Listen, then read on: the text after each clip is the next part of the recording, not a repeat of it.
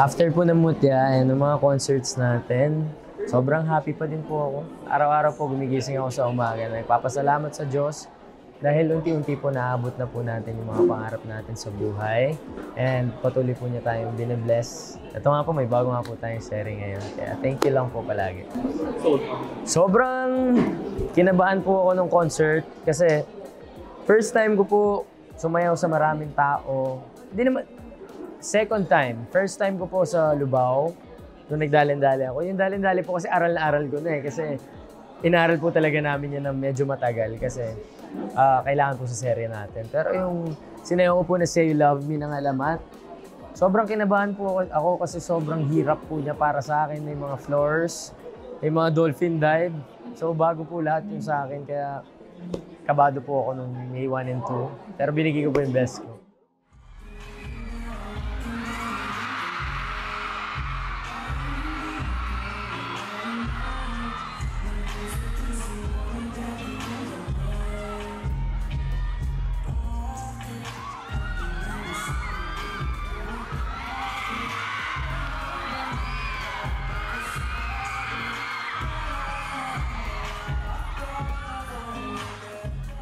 Nagulat po talaga ako nung first pasok ko na gumanon po.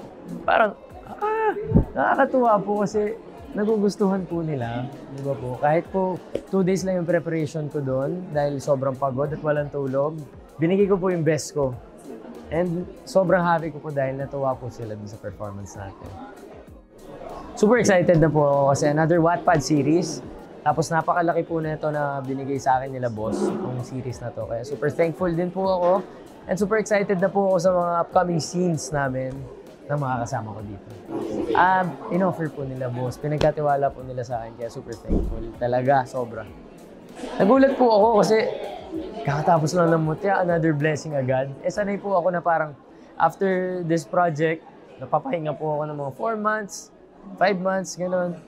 Ngayon po, tuloy-tuloy. Salamat sa Diyos. Kina boss, thank you. Si Drake Palma, parang meron po kasing girl doon, si Alice Perez. Sineseduce niya si Drake kasi gusto niya yung Sheen, which is yung best friend niya. Yung Sheen, may girlfriend siya na si Kay. And then si Kay, gusto niya si Drake Palma.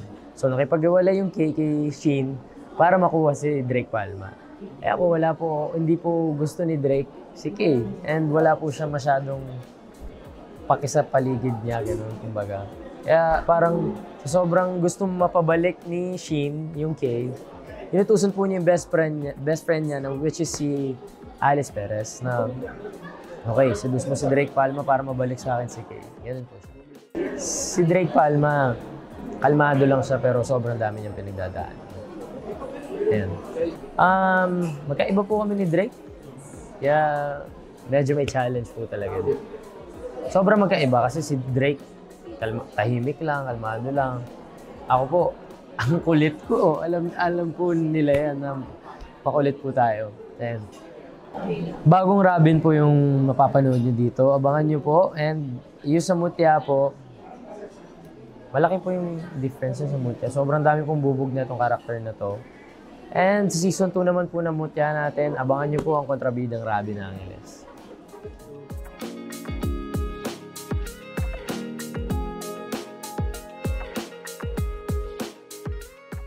Yung inspiration ko sa character ni Drake, yun nga, yung crush ko nung college, vaguely, yun yung inspiration ko kay Drake hanggang, yun, nung 2012, uso kasi yung mga cold guy, mysterious, so, ayun, mixture siya ng kung ano yung uso before and yung crush ko nung college.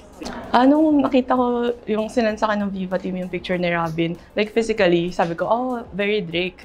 Tapos, excited na ako nun, pero nung na-meet ko siya, nung pumunta ko ng first day of shoot, doon talaga super excited na. Kasi nakita ko na hindi lang siya physically fitting as Drake, as in yung effort talaga niya as Drake. Kitang-kita ko talaga. As a writer, iba talaga yung kilig kapag nakita mo na yung sinusulat mo lang dati. andyan na siya. Lalo na na-appreciate ko yung mga cast. Kasi lumapit talaga sila sa akin, sabi nila, okay po ba yung ginagawa ko, ganyan. Alam mo yun, gusto po talaga nilang ibigay yung best nila para sa project na to. Na-embody niya talaga yun. As I've mentioned, nanood nga ako ng shoot. Kita ko talaga yung, hindi lang yung physical, yung mannerisms niya, kung paano niya i-act si Drake. Kasi ang layo nga nung personality niya in real life kay Drake. So nakita ko talaga yung effort na i-portray niya si Drake.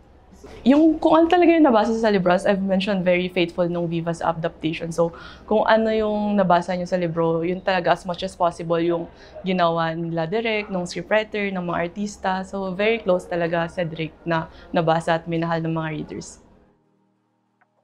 Ayun po, o nga po pala si Robin Angeles, gaganap as Drake Palma dito sa ating bagong serye na Seducing Drake Palma.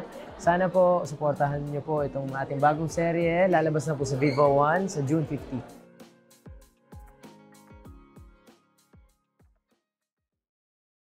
Hello po, nga po pala si Robin Angeles and please visit pikapika.ph.